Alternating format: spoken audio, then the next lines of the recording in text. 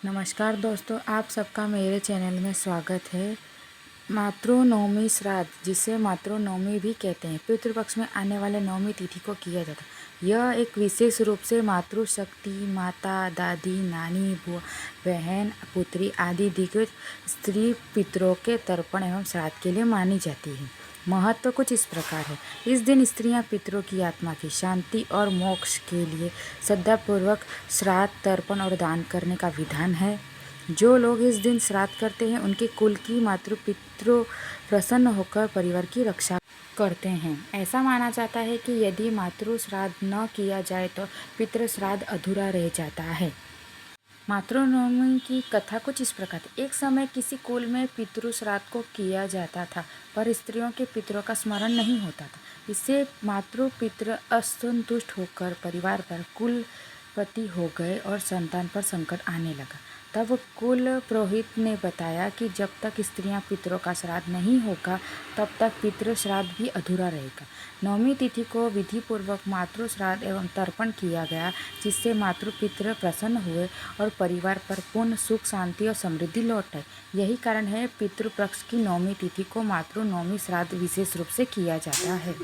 विधि कुछ इस प्रकार है। सुबह प्रातःकाल स्नान कर स्वच्छ वस्त्र धारण करें, दक्षिण मुखी होकर कुश, जल, तिल और पुष्प से मातृ पितरों का तर्पण करें। स्त्रियों के नाम से पिंडदान करें। ब्राह्मणों को भोजन, वस्त्र, दक्षिणा दें।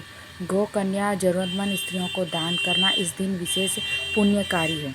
विशेषता यह है कि मातृनवमी की नवमी इसीलिए कहते हैं क्योंकि यह पितृपक्ष की नवमी तिथि को आती है। यह श्राद्ध केवल स्त्री पितरों के लिए ही मान्य है।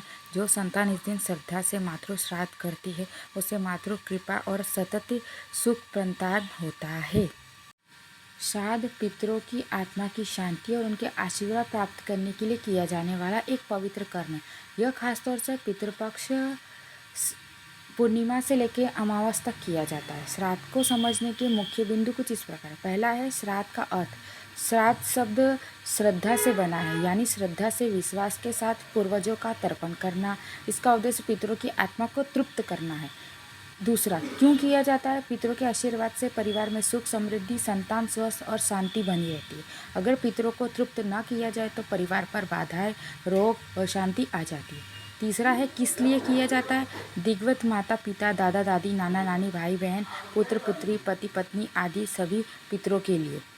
विशेष तिथियों में मातृनवमी, महिलाएं और अमावस्या अधिक महत्व रखती है। चौथा है विधि।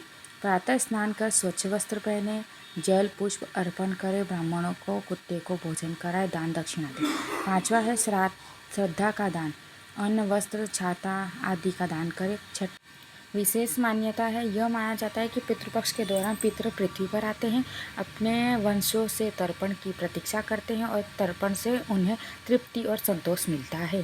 संक्षेप में, श्राद्ध करना पूर्वजों के प्रति आभार और कर्तव्य का प्रतीक माना गया है। श्राद्ध का परिचय। श्राद्ध शब्द संस्कृत से श्रद्धा से बना है, जिसका अर्थ है श्रद्धा और विश्वास। श्राद्ध एक वैदिक अनुष्ठान है जिसमें हमें अपने दिग्गज पूर्वजों की आत्मा की शांति, उन्हें मोक्ष की कामना करते हुए जल दर्पण अर्पित करते हैं। यह कर्म विशेष रूप से पितृपक्ष को किया जाता है। इस समय पितरों की आत्मा धरती पर आती है, अपने वंशों से तर्पण की प्रतीक्षा करती हैं। श्राद्ध करने से पितृ प्रसन्न होकर आशीर्वाद देते हैं। परिवार में सुख, समृद्धि, संतान सुख, स्वास्थ्य और शांति बनी रहती है। यह कर्म पूर्वजों के प्रति अकृत और श्रद्धा का व्यर्थ करने का माध्यम है। तो आपने जाना मातृनवमी क्यों मनाई जाती है और इसका महत्व, और पितरों पक्ष में इसकी क्या मान्यता है। अब आप समझ गए होंगे, तो इस वीडियो को लाइक करें, ढेर सारा प्यार दें और नमस्ते।